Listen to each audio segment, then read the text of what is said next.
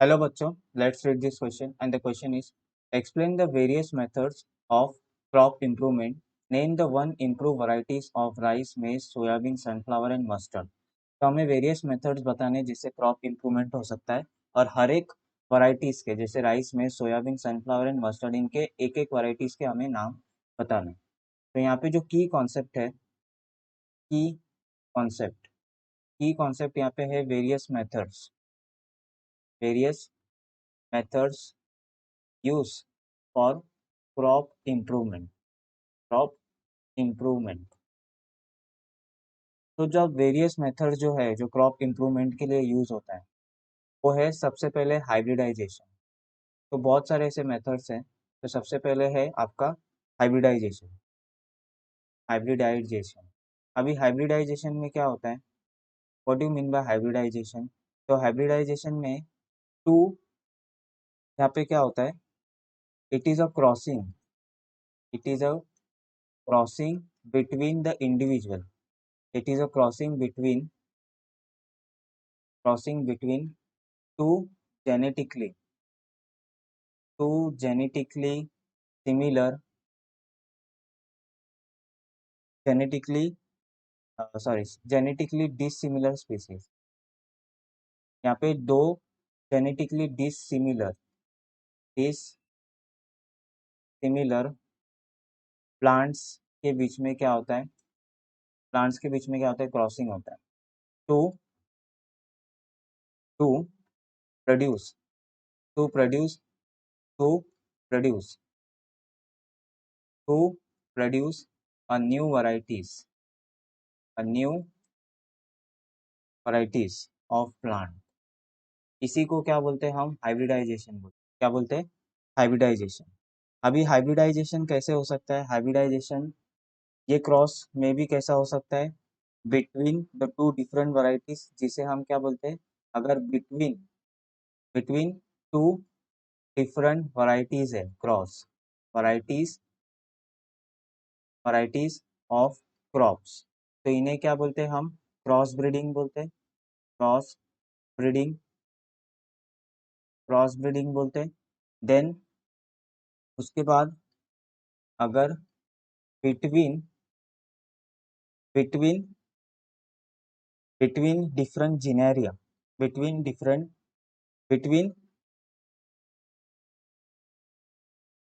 Species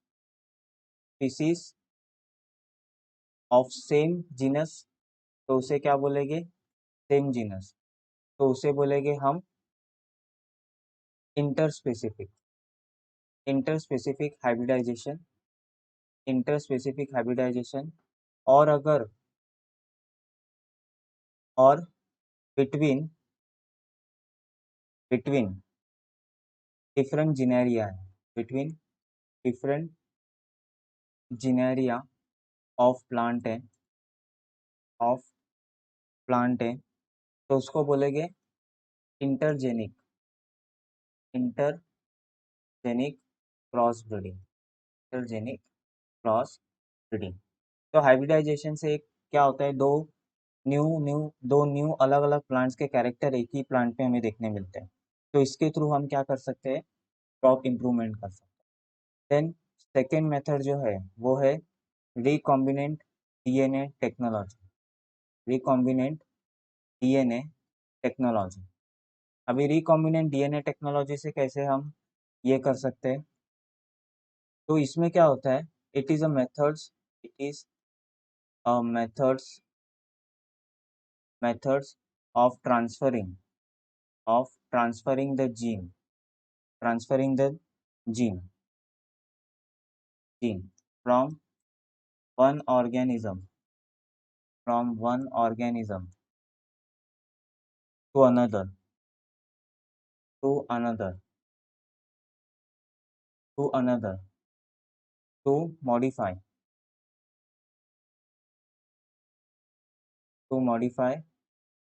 the genetic makeup to modify the genetic makeup to modify the genetic makeup of the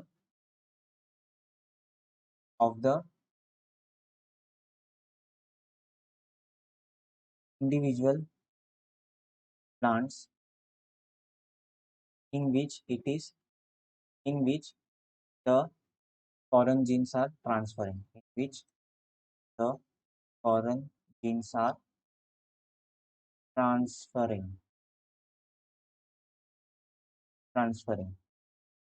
मतलब इसका मतलब क्या है, हम फॉरेन जीन को क्या कर रहे हैं, किसी एक होस्ट प्लांट के अंदर क्या कर रहे हैं, इंसर्ट कर रहे हैं। उसी को हम क्या बोलते हैं, उसी को बोलते हैं हम आरडीएनए टेक्नोलॉजी। अभी इसमें क्या लगता है, हमें वेक्टर की ज़रूरत पड़ती है, एक होस्ट ऑर्गेनिज्म की ज़रूरत पड़ती है, और एक ऐसे ऑर्गेनिज्म की ज़रूरत पड़ती है जिसमें से वो जीन हम एक्सट्रैक्ट करने वाले हैं। जैसे BT cotton, BT cotton is an example of, BT cotton में क्या था, बीटी कॉटन में जो टॉक्सिन्स प्रोड्यूस करते थे, toxins produce by bacteria, by bacteria bacillus thuringiensis, वो टॉक्सिन्स को मैंने वो टॉक्सिन्स को क्या किया मैंने, उसका जीन जीन आइसोलेट किया बैक्टीरिया से, isolate from from bacterias, from bacterias, and through the vector, through the vector वो किस में इंसर्ट किया, insert insert into the cotton plant, inter insert into the cotton plant, insert into the cotton plant, क्यों, to make the cotton plant, cotton plant insect resistance, insect resistance। तो ये इसी को क्या बोलते हैं हम, आरडीएनए टेक्नोलॉजी, क्या बोलते हैं, आरडीएनए टेक्नोलॉजी, आरडीएनए टेक्नोलॉजी हम बोलते हैं। देन उसके अलावा और एक है mutation breeding, mutation breeding. Third क्या है, म्यूटेशन ब्रीडिंग के थ्रू भी हम क्या कर सकते हैं, म्यूटेशन ब्रीडिंग के थ्रू भी हम क्रॉप इम्प्रूवमेंट कर सकते हैं। इसमें जो न्यू क्रॉप्स वैरायटीज होती है, new crops varieties are generated are generated are generated by inducing the mutation, inducing the inducing the mutation, inducing the mutation, inducing the inducing the mutation. Example, Mexican varieties of Mexican varieties of wheat। Then उसके बाद एक और method है जिसके through हम क्या कर सकते हैं, क्रॉप का इम्प्रूवमेंट कर सकते हैं, वो है पॉलीप्लॉइडी, पॉलीप्लॉइडी। पॉलीप्लॉइडी में क्या होता है, हम क्रोमोसोम नंबर, हम क्या करते हैं, chromosome number, chromosome number of a plant, of a plant,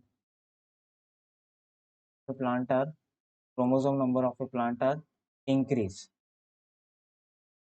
increase, जिससे क्या होता है, प्लांट प्रोडक्शन क्या होता है, इंक्रीज होता है, प्लांट प्रोडक्शन क्या होता है, इंक्रीज होता है। तो ये एक एग्जांपल है पॉलीप्लॉइडी का। तो ये कुछ मेथड्स है जिसके थ्रू क्रॉप इम्प्रूवमेंट किया जा सकता है। अभी अगर मैं एक एक एग्जांपल लूँ इम्प्रूव वैरायटीज, तो सबसे पहले अगर राइस की बात करूँ, राइस की, अगर मैं राइस की बात करूँ, तो राइस के इम्प्रूव वैरायटीज कौन कौन से, improve varieties, improve varieties, improve varieties है राइस के,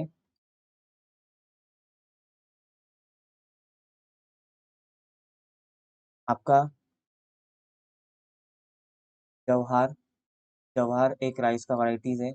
उसके बाद मेज का वैरायटीज है, मेज का वैरायटीज है HIM 128, ये मेज का वैरायटीज है। देन